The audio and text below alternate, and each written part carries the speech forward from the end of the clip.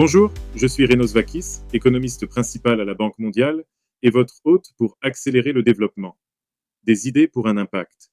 Ce n'est pas un podcast ordinaire, mais une conversation basée sur l'IA, présentée par l'Institut de la Banque mondiale pour le développement économique, où nous décortiquons les dernières recherches avec un seul objectif en tête: transformer de grandes idées en un impact réel.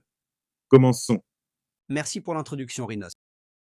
Je lisais justement un nouveau rapport intitulé Égalité de genre et transformation économique, leçon d'Afrique, du Centre africain pour la transformation économique, qui est l'un de nos partenaires, et ça m'a vraiment fait réfléchir.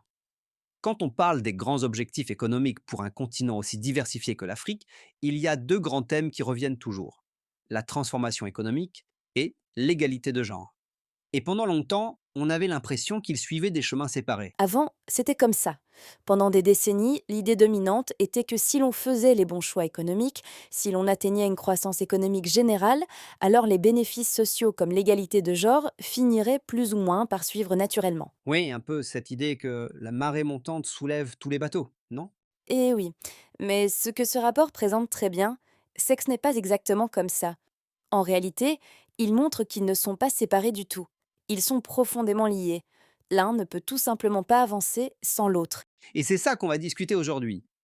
Le rapport révèle que les pays qui ont connu une plus grande transformation économique ont une tendance à être plus égalitaires en matière de genre, mais ce n'est pas toujours le cas. Alors commençons par la première grande idée. Parlons de productivité.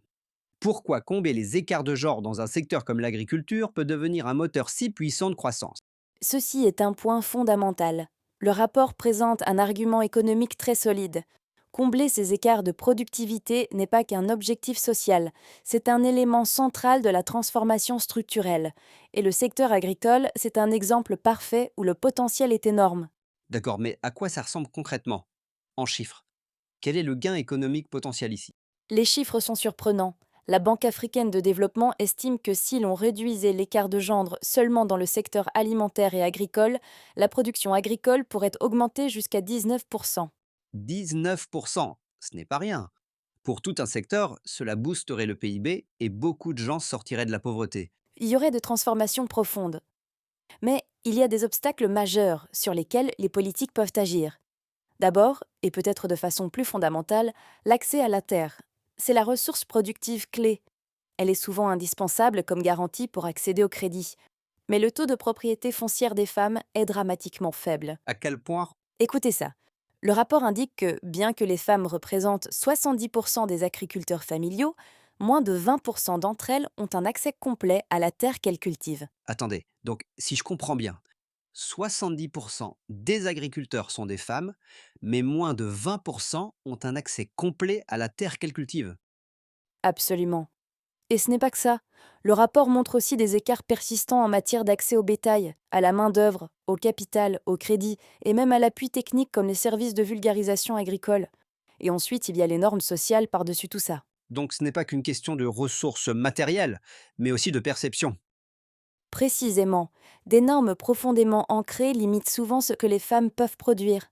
Elles sont souvent cantonnées à des cultures vivrières de faible valeur pour la consommation domestique, tandis que les hommes, eux, se tournent vers les cultures de rente à plus forte valeur ajoutée pour l'exportation. Leur pouvoir économique est restreint dès le départ. S'attaquant à ces barrières économiques et sociales spécifiques dans un secteur aussi vaste que l'agriculture, les décideurs politiques pourraient débloquer des gains de productivité importants à l'échelle de l'économie. C'est la grande conclusion. C'est un levier direct de croissance. C'est un élément puissant. Le rapport va aussi au-delà des secteurs traditionnels et met en lumière une sorte de barrière cachée, ce qu'il appelle le fardeau du travail domestique et du soin non rémunéré. Pourquoi cette barrière est-elle si importante pour la transformation économique? Elle est cruciale, car elle touche directement à la ressource la plus précieuse d'une femme, son temps.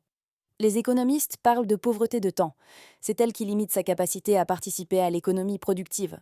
Ce travail est essentiel. Il fait vivre les ménages et même les économies entières, mais il est souvent complètement absent dans les comptes nationaux. Ouais, c'est un travail qui ne figure pas dans le PIB, mais sans lui, rien ne marche.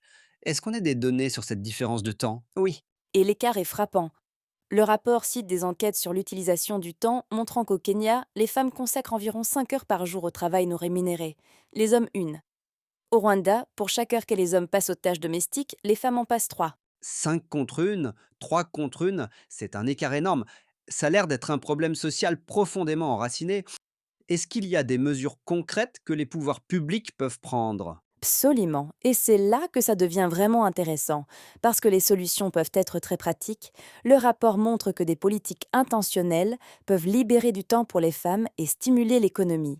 Il y a un excellent exemple, un programme pilote en République démocratique du Congo. Allez, racontez-moi. Ils ont ouvert des centres de garde d'enfants en milieu rural. L'objectif était de répondre à ce défi spécifique, les responsabilités de garde des femmes, et d'en mesurer l'impact sur leur productivité agricole. Des garderies placées dans les communautés rurales. Exactement. Et le résultat? Il y a eu un impact économique direct. Avec leurs enfants en sécurité pendant la journée, les femmes comme leurs maris ont pu s'impliquer davantage dans des activités agricoles commerciales, ce qui a directement augmenté les revenus familiaux et la productivité agricole de toute la communauté. Donc, ce qu'on considère comme un investissement social, une aide aux mères, est en réalité une politique économique très intelligente. C'est un investissement dans la productivité. C'est exactement ça. Cela répond directement à une barrière majeure permettant aux femmes de participer plus pleinement à l'économie et d'augmenter leur productivité. C'est gagnant-gagnant. Donc, pour conclure tout ça, pour nos auditeurs, en particulier les décideurs politiques, le rapport propose vraiment deux voies claires, basées sur des preuves. Premièrement, se concentrer sur cet impératif de productivité, identifier et combler les écarts de genre spécifiques dans les secteurs économiques clés. Oui, s'attaquer à des obstacles comme l'accès limité des femmes à la terre et au financement dans l'agriculture peut déclencher un énorme potentiel de croissance. Et deuxièmement, il faut investir dans le moteur caché, reconnaître que le fardeau du travail de soins non rémunérés est une véritable contrainte économique et que des politiques sociales, comme l'accès à la garde d'enfants, peuvent avoir un impact direct et positif sur la productivité et les revenus des ménages. C'est le message clé. Il ne s'agit pas seulement de traiter les symptômes. Réaliser une transformation inclusive et durable demande des politiques intentionnelles, transformatrices par rapport au genre. Il s'agit de créer un environnement où le potentiel économique de chacun peut être pleinement réalisé. Maintenant que c'est fini, je vous passe la parole, Renos. Merci de vous joindre à nous. Vous trouverez le rapport complet sur notre site web en suivant le lien dans la description. N'oubliez pas de vous abonner pour être informé des prochains épisodes. Et avant de partir, comment comptez-vous mettre en pratique ce que vous avez appris? Quel sujet aimeriez-vous que nous abordions ensuite? Nous serions ravis de le savoir. À bientôt.